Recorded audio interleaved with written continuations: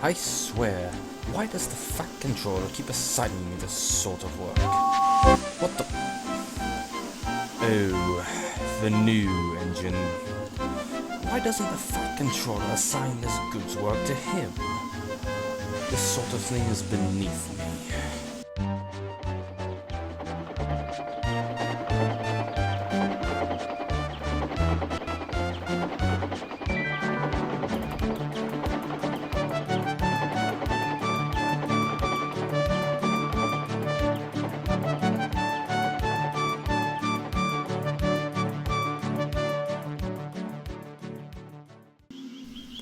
James is a new engine who lives on the other end of the Northwestern Railway at Knapford Station.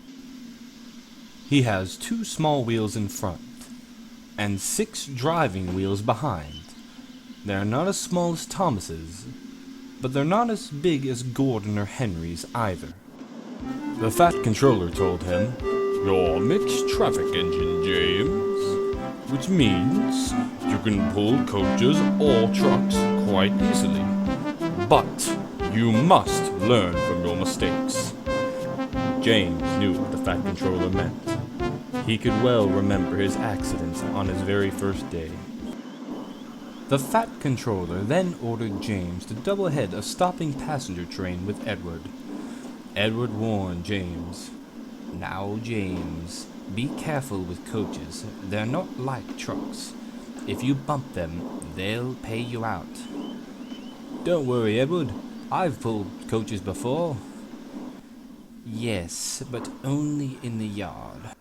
As Edward moved to back up onto the train, the Fat Controller and a group of small children gathered round James to admire his gleaming side rods and paintwork. James thought to himself, "I must be a really splendid engine." James then absent-mindedly released steam, unleashing a shower of water onto the Fat Controller's brand new top hat. Uh-oh, better get out of here before he has a chance to say something.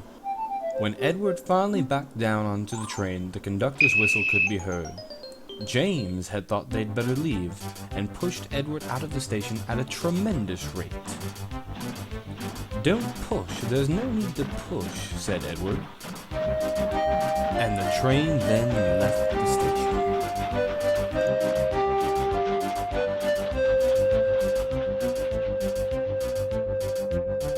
James couldn't stay worried about the Fat Controller's new hat for long. It was a lovely day, and as he and Edward picked up speed, he began to enjoy himself.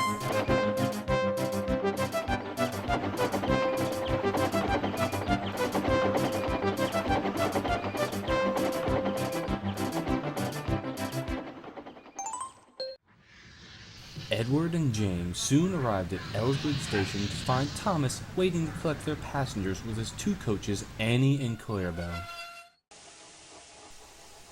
"Hello, James. Feeling better? That's good." "Oh, that's my conductor. I don't know what the Fat Controller would do without me to run this branch line."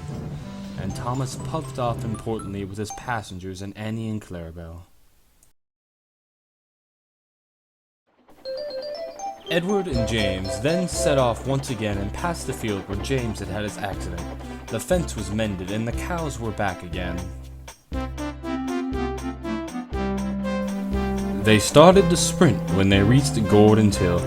They felt the weight of the heavy coaches here and had to work extra hard.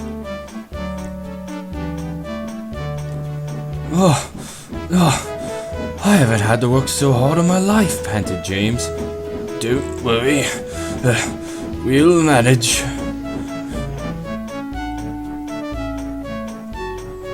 When they reached the top of the hill, Edward panted, "See? I told you we'd do it."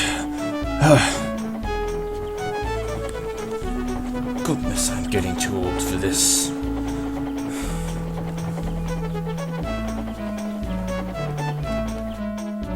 And much to both engines' relief, they were able to coast down the remainder of the hill.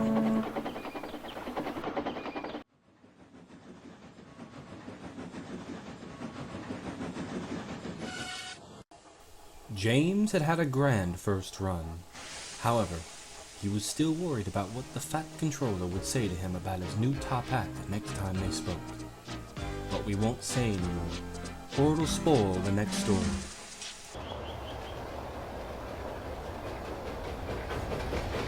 And he's pulling coaches? What is this railway coming to? Oh, hello, I'm Toad. And I'm Oliver. We're Great Western.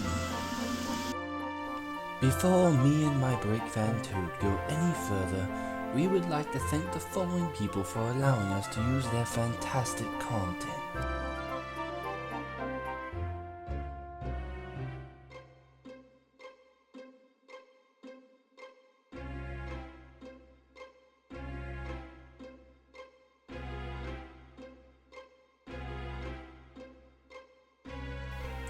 So, Mr. Oliver, now that that's over with, what's wrong with Mr. James?